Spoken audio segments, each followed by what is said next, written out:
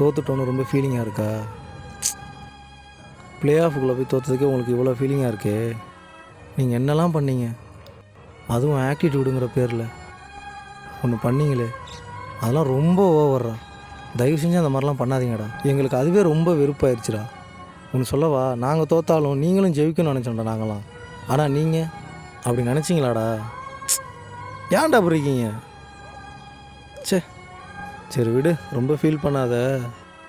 எப்படி இன்னொரு 10-15 வருஷம் கழிச்சு கப்படிச்சிருவீங்க, அப்போ பார்த்துக்கலாம். மாமா, இவ்வளோ நேரம் உனக்காக பேசிகிட்டு இருந்தேன், இப்போ எனக்காக பேசவா? இந்தா வரேன்.